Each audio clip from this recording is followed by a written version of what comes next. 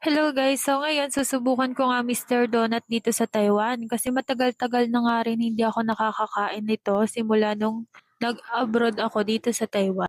So susubukan ko nga kung magkasinlasa sila ng donut ng Pilipinas at donut dito. So, tatlo nga palang flavor yung binili ko dyan at isang haba na hindi ko alam at ngayon ko lang kasi siya nakita sa Mr. Donut kaya binili ko na. Ito nga rin pala sa Taiwan ay kapag nakakaipon ka ng resibo sa loob ng 2 buwan ay pwede mo siyang mapapaltan kapag ka ang mga numero ni pinost ng Taiwan ay magkakatugma. Pwede mo siyang papalit sa Family Mart, 7-Eleven or sa mga piling store dito sa Taiwan. So, hi guys. Charot. Ito na yung nabili ko sa Mr. Donut. Ito na siya, guys. And this one too.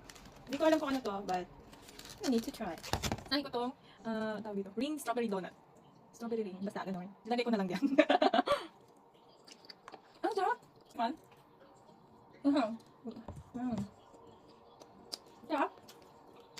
Ito nang gabihan ko kasi tamad ako kumain ng kanin. Amos.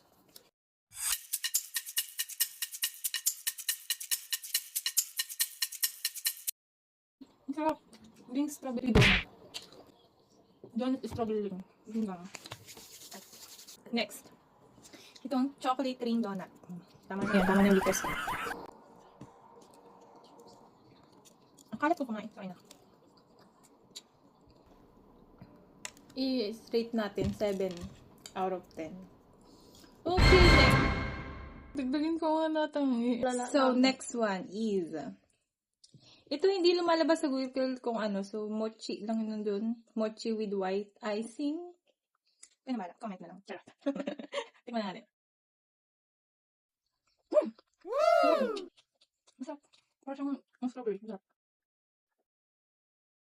Mas mahal lang strawberry pero masarap din ito. Sarap. Rate natin ng 9. So, sarap. And last but not the least is this one. Hindi ko alam kung anong tawag sa kanya. Let's try this. Mamaya alam nyo ko.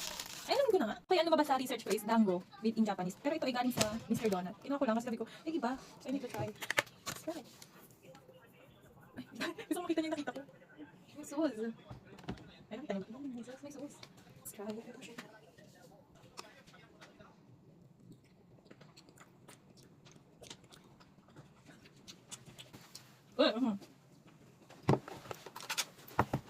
Pinili ko na lang kayo ng 5. Tarong. Ito sila lahat. Pakita ko kayo. Bye, ate. Ingat. So, yun lang for today's. Thank you for the watch. Again.